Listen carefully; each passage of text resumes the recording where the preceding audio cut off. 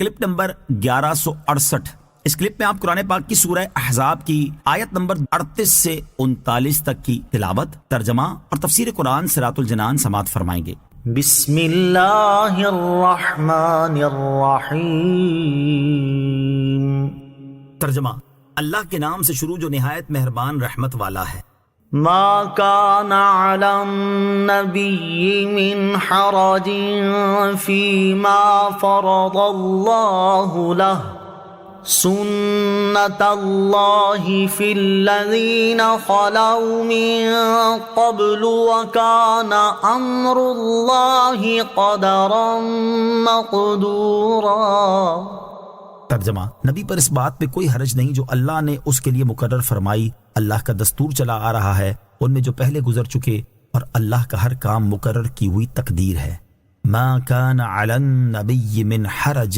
فيما فرض الله له، نبی پر اس بات میں کوئی حرج نہیں جو اللہ نے اس کے لیے مقرر فرمائی۔ ارشاد فرمایا کہ اللہ تعالیٰ نے اپنے حبیب صلی اللہ تعالیٰ علیہ وسلم کے لیے جو حلال فرمایا اور انہیں منہ بولے بیٹے زید بن حارثہ کی طلاق یافتہ بیوی سے نکاح کرنے کا جو حکم دیا، اس پر عمل کرنے میں میرے حبیب صلی اللہ تعالیٰ علیہ وسلم پر کوئی حرج نہیں، اور زیادہ شادیاں کرنا کوئی انوکھی بات نہیں، بلکہ نبی کریم علیہ الصلوۃ والسلام سے پہلے تشریف لانے والے انبیاء کرام میں بھی اللہ تعالیٰ کا یہ دستور رہا ہے کہ ان کے نکاح کا معاملہ اللہ تعالیٰ نے اپنے اختیار میں رکھا، اور انہیں نکاح کے معاملے میں امتیوں سے زیادہ وسعت عطا فرمائی، اور اس سلسلے میں انہیں خاص احکام دیے ہیں۔ کثرت ازواج کا ایک اہم مقصد، یاد رہے کہ سید المرسلین صلی اللہ تعالیٰ علیہ وسلم کا ایک سے زیادہ شادیاں فرمانا معاذ اللہ تسکین نفس کے لیے ہرگز نہیں تھا، کیونکہ اگر آپ کی شخصیت میں اس کا ادنا سا شائبہ بھی موجود ہوتا تو آپ کے دشمنوں کو اس سے بہتر اور کوئی حربہ ہاتھ نہیں آ سکتا تھا جس کے ذریعے وہ آپ کے خلاف پروپیگنڈا کرتے۔ آپ کے دشمن جادوگر، شاعر، مجنون وغیرہ الزامات تو آپ پر لگاتے رہے، لیکن کسی سخت سے سخت دشمن کو بھی ایسا حرف زبان پر لانے کی جرت نہ ہوئی جس کا تعلق جذباتی بے راہ روی سے ہو۔ اسی طرح آپ علیہ الصلوۃ والسلام نے اپنی زندگی کے ابتدائی 25 سال انتہائی عفت اور پاک بازی کے ساتھ گزارے، اور 25 سال کے بعد جب نکاح فرمایا تو ہم عمر خاتون سے نکاح میں دشواری نہ ہونے کے باوجود ایک ایسی خاتون کو شرف زوجیت سے سرفراز فرمایا جو عمر میں آپ سے 15 سال بڑی تھی اور آپ سے پہلے 2 شوہروں کی بیوی رہ چکی تھی، اولاد والی بھی تھی، اور نکاح کا پیغام بھی اس خاتون نے خود بھیجا تھا۔ پھر نکاح کے بعد 50 سال کی عمر تک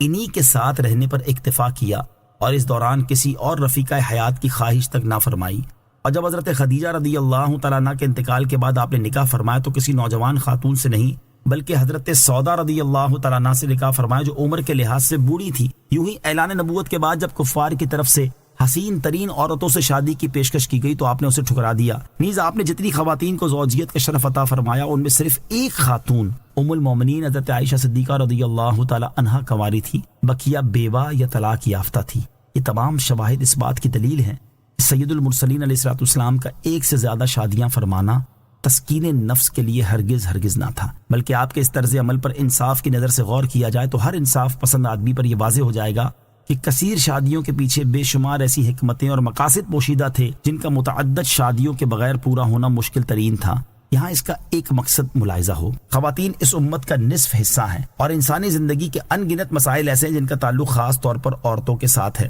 اور فطرتی طور پر عورت اپنی نسوانی زندگی سے متعلق مسائل پر غیر محرم مرد کے ساتھ گفتگو کرنے سے شرماتی ہے۔ اسی طرح شرم و حیا کی وجہ سے عورتیں ازدواجی زندگی، حیض، نفاس اور جنابت وغیرہ سے متعلق مسائل کھل کر رسول اکرم علیہ الصلوۃ والسلام کی بارگاہ میں پیش نہ کر سکتی تھی، اور حضور پرنور علیہ الصلوۃ والسلام کا اپنا حال یہ تھا کہ آپ کنواری عورت سے بھی زیادہ شرم و حیا فرمایا کرتے تھے۔ ان حالات کی بنا پر نبی پاک علیہ الصلوۃ والسلام کو ایسی خواتین کی ضرورت تھی جو انتہائی پاک باز، ذہین، فتین، دیانت دار اور متقی ہوں، تاکہ عورتوں کے مسائل سے متعلق جو احکامات و تعلیمات لے کر نبی اکرم علیہ الصلوۃ والسلام مبعوث ہوئے تھے انہیں ان کے ذریعے امت کی عورتوں تک پہنچایا جائے، وہ مسائل عورتوں کو سمجھائے جائیں اور ان مسائل پر عمل کر کے دکھایا جائے، اور یہ کام صرف وہی خواتین کر سکتی تھی جو حضور پرنور علیہ الصلوۃ والسلام کے ساتھ ازدواجی رشتے میں منسلک ہوں۔ اور ہجرت کے بعد چونکہ مسلمانوں کی تعداد میں اس تیزی کے ساتھ اضافہ ہونا شروع ہوا کہ کچھ ہی عرصے میں ان کی تعداد ہزاروں تک پہنچ گئی، اس لیے ایک زوجہ سے توقع نہیں کی جا سکتی تھی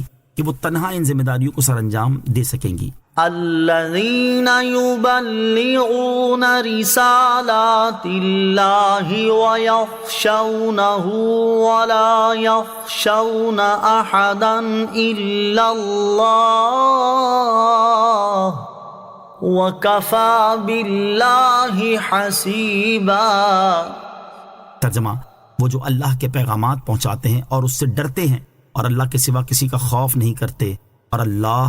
کافی حساب لینے والا ہے۔ الذین یبلغون رسالات اللہ، وہ جو اللہ کے پیغامات پہنچاتے ہیں۔ اس آیت میں انبیاء کرام علیہ الصلوۃ والسلام کا وصف بیان فرمایا گیا کہ وہ اللہ تعالیٰ کے پیغامات بندوں تک پہنچاتے ہیں اور اپنے ہر عمل میں اس سے ڈرتے ہیں، اور وہ اللہ تعالیٰ کے سوا کسی کا خوف نہیں کرتے، اور اللہ تعالیٰ کے احکام پر عمل کرنے میں کسی کی ملامت کی پرواہ نہیں کرتے۔ جیسے یہاں حضرت زینب سے نکاح کے معاملے میں سرکار دو عالم علیہ الصلوۃ والسلام نے حکم الہی پر ہر خوف و اندیشے کو دل سے نکال کر حکم خدا پر عمل کیا، اور اللہ تعالیٰ کی شان یہ ہے کہ وہ اپنی مخلوق کے اعمال کو محفوظ فرمانے اور لوگوں کا حساب لینے کے لیے کافی ہے، تو اسی سے ہر ایک کو ڈرنا چاہیے۔